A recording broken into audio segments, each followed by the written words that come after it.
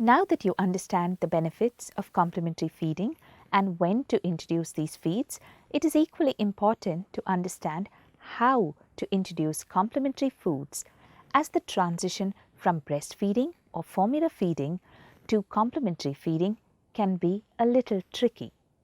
However, it's a necessary transition, as complementary foods are the first step towards acceptance of family foods later on. Introduction of complementary foods through a spoon is developmentally important to teach appropriate feeding skills to your baby. Additionally, they lay the foundation of healthy eating habits for the future. So, how can you make this transition easier for your baby? Here are a few guidelines to follow when introducing complementary foods to your baby. Introduce new foods one at a time. Introduce single ingredient foods initially to determine the child's acceptance to each food. For example, try plain rice cereal before rice cereal mixed with fruit or veg. Allow at least 3 to 4 days before introducing a new single ingredient food.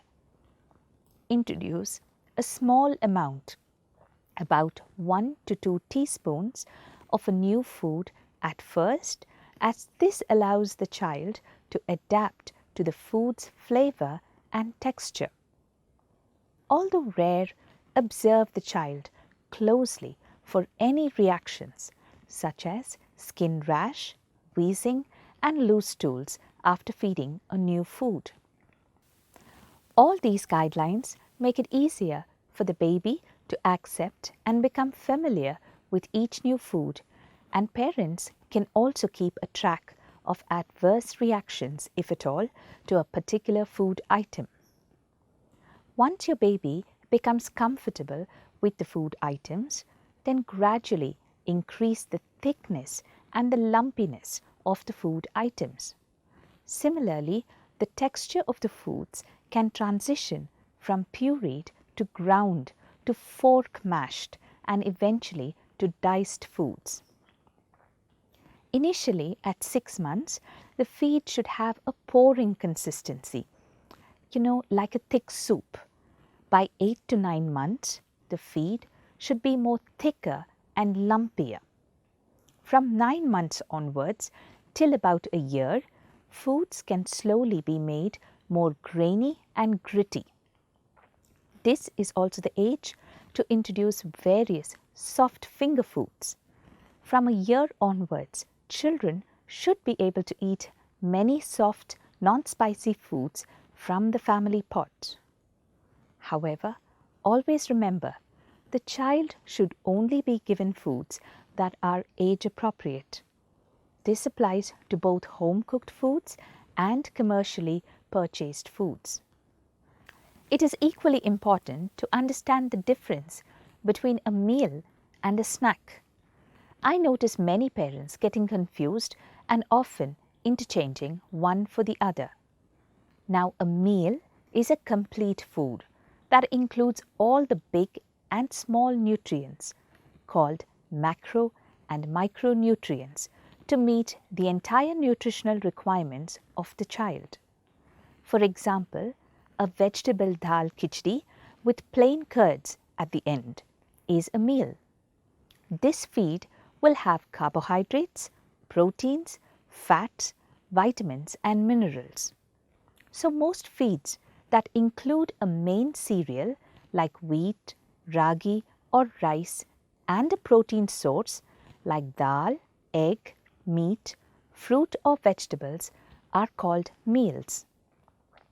On the other hand, a fruit puree is a snack, as it mainly has vitamins, minerals and fiber but does not contain carbohydrates or proteins. Other examples of snacks which are incomplete foods include soups, juices and sandwiches. Furthermore, do not confuse these snacks with commercially available snacks such as biscuits, chips, chocolates, etc. they are not the same. And it is important for growing children to also understand this. Snacks are nutritionally incomplete meals or partial meals that are made at home, such as fruit smoothies, sprouts, boiled sweet potato, puddings, sandwiches, and so on.